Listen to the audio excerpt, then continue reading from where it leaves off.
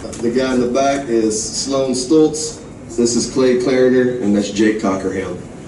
Open it up for questions. Coach, thinking back to last summer, I know we talked a lot about how you guys needed to get bigger in the weight room to be able to knock off the Refurios of Region 4 and stuff. And obviously today it looks like you had a significant strength advantage. How did you feel like all that work paid off on the big stage?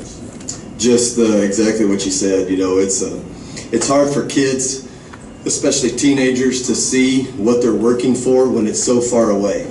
So when you're in there in January and you're trying to hammer home why and using that time to get yourselves ready to get in this position, it's hard sometimes for them to see that far down the line. But we take it day at a time, and I stay on these guys 24/7 for the most part, and just try to make sure that they do everything they can in the prep work before to get themselves ready, because we do probably a little differently than most people. We give our kids quite a bit of time off in the summer. So we really spend a lot of time in January through May getting them ready physically for the season, and then of course our strength and conditioning right before the season starts. Coach, Louisville was averaging about 44 points per game, and you guys only allowed 6. How was your defense able to do that?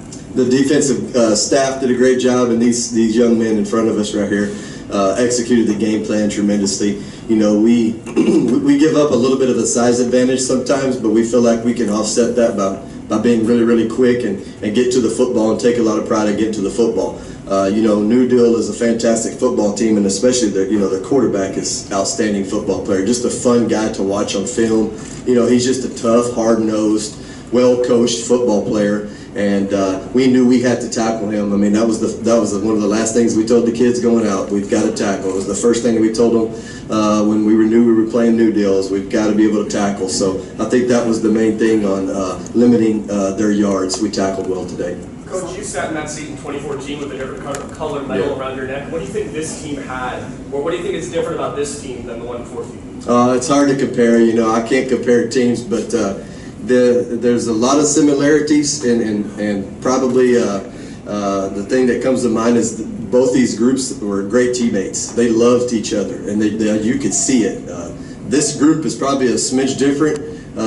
We've got a few clowns on our team every now and then, and so it took them a while to figure out when to clown and when not to clown, but they figured it out, and I think throughout the course of the year they even became tighter as a group. But I think we were probably, if I were to look at it from our X's and O's standpoint, we were way more multiple this year than we were in 2014. I think that helped us. Sloan, obviously you were a big part of the defensive effort today.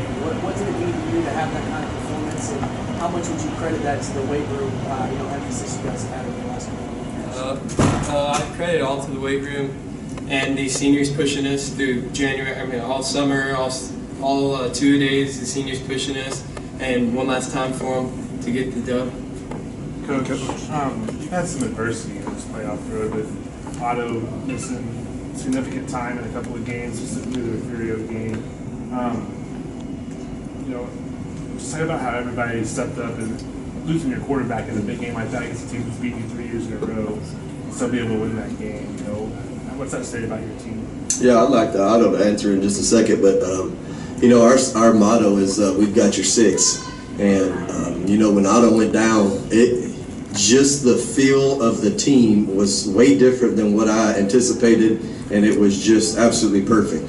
When we went in right before when we went in at halftime, I remember talking to the kids and looking in their eyes and seeing smiles, and I did not, that's just a very mature way to handle it. It was one of those deals where it was next guy up with Bierschman. It was, we knew the other guys probably had to maybe take a little bit more load, but at the end of the day, that goes back to what I said, just being great teammates and just never being out. Just that look of sheer determination. That's what we saw in these guys. What do you think?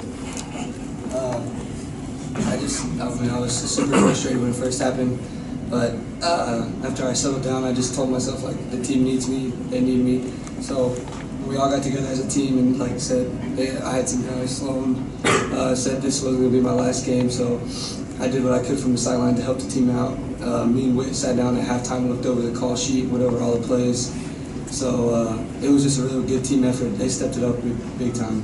Otto and Jake, you guys are maybe freshmen and 14 when you guys took second place. Just kind of speak on maybe if you guys had a little pressure on you guys getting back to this as seniors and to turn the tradition back to where it's supposed to be. Take it, Clay. You take it. What's the question again? Was it pressure getting back to this spot and winning again? Well, we've all been in the stadium before, like you said, in that last game, so it wasn't a new experience for us. We've all been here before. We knew what to expect. We knew it was a big stadium. We knew that it wasn't any different from any other field we played on. It's still 100 yards long. But it felt good to be back and playing on the field. It felt good to be down there and actually compete instead of watching from the stands. Jake, how big did you feel like that drive in the second quarter was when you guys chewed up almost 9 minutes off the clock? And how fun was that just to hold the ball that long and then cap it off with a touchdown? I mean, we pride ourselves in physicality, so when we have those long, just pounded out drives where we're just shoving it down the throat basically and they can't stop it, it's just a lot of fun for us because it starts building momentum. We make them quit. Like, that's our goal, is to make every team we play quit. And I mean, it started to show later on. They were physically just outmatched and got real tired. Although, when y'all went through non-district, y'all were playing nothing but 3A teams and y'all dominated that. Did that kind of set the tone for district and a dominant playoff run? Yes, sir, for sure. That's why he scheduled those pre-district games, was to get us over the hump of the Region 4, or to get us to where we are now, what we did today. So those preseason games against the 3A teams, going in, we didn't know what to expect, what our record would come out be. We could be 0-5, 5-0. We didn't know, but our goal is to get better each week and take what we get out of those games and push it further down the line into district and playoffs, and that's what we did, and it really paid off. This question is for all four of you guys. Coach Burns has obviously had a lot of success at Mason. What is it like just being able to play for him?